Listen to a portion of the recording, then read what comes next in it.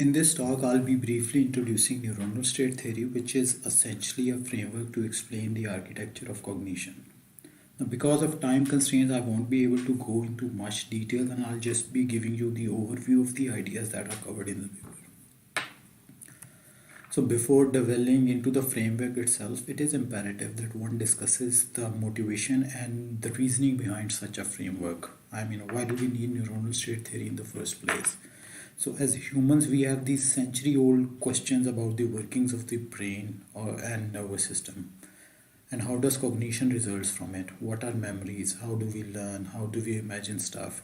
Why do we sleep? And when we do sleep, what are dreams? Why do we dream?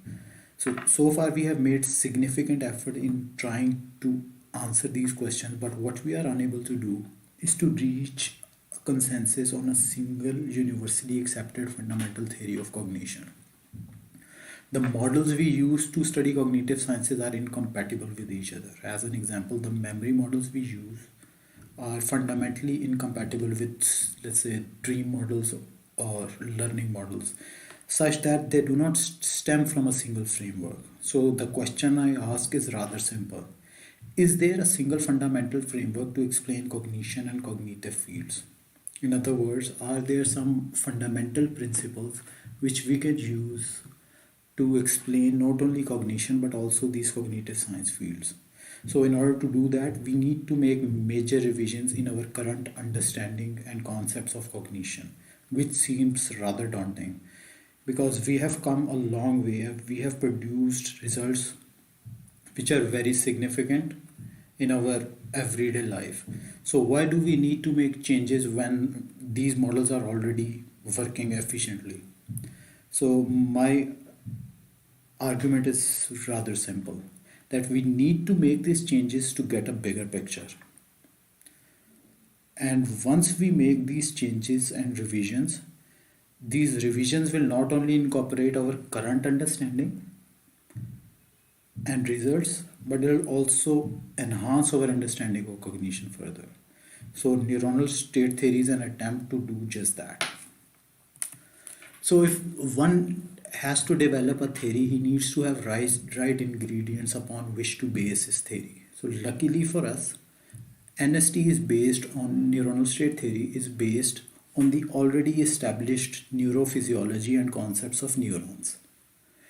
That's all we need from the current literature, which is already established neurophysiology.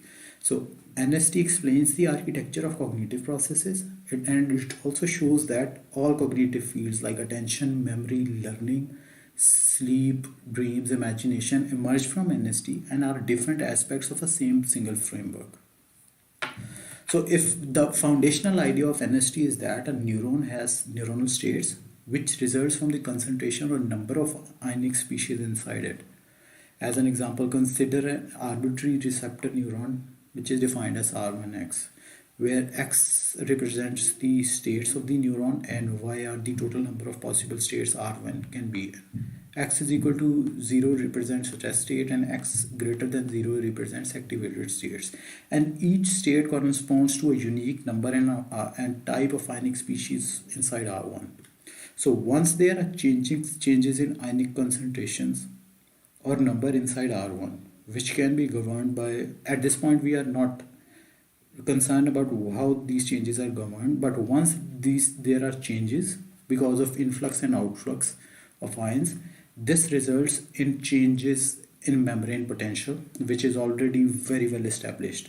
But what these changes do is they change the states of R1. So this is the foundational idea, and that's all what we need to develop a framework or a theory from scratch. So the paper this talk is based on is divided into two parts. The first part covered the definitions, notations, and concepts we need to develop a framework. So in doing that, I've discussed the working of a single neurons and discussed action potentials and subthreshold potentials in terms of neuron states. Then I've established the communication between neurons in terms of states. For that, I've used three component factory, manager, and workers model. which is essentially an abstraction to simplify things, where factory represents neuron, managers represent neurotransmitters if we are talking about chemical synaptic communication, or ions if we are talking about electrical synaptic communication, and workers are basically ions. Then I've discussed neuronal activation and the factors which affect activation. I mean, what are the factors that affects the activation of a neuron into a particular state? And then I've discussed state adaptabilities and output responses of a neuron. State as adaptabilities are basically the likelihood that a neuron activates to a particular state, and once it activates to a particular state, it will produce an output response. And what are the probabilities of producing the output responses?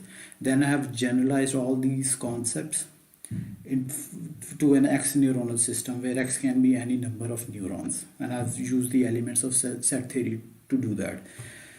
Then I also have added a fourth component which I have named directorial board to already establish 3-component model, and I've shown in depth, giving all the example cases to establish why this fourth component is crucial in establishing the architecture of cognition. So in part 2, I've shown how these concepts actually results in the architecture of cognitive processes. I've discussed the type of cognitive processes, their architectures, and the capacity of X neuronal system to run certain number of cognitive processes, where X can be any number of neurons. And later I've shown that how every cognitive research field like attention, memory, learning, imagination, sleep, and dreams are all emergent. They emerge from the single framework, and I have given all the necessary definitions, architecture, and examples in detail to show how show their architectures and to their basic understanding. So in conclusion, I have given us the neuronal state theory is basically a single framework which explains the architectural working of brain, architectures of cognitive processes, and architectures of emergent fields. And it can be used in designing neuromorphic machines and human-like intelligence. So if you have further questions, and you can read the preprint here, if you have further questions beyond this presentation or conference, you can contact me here. Thank you so much for listening.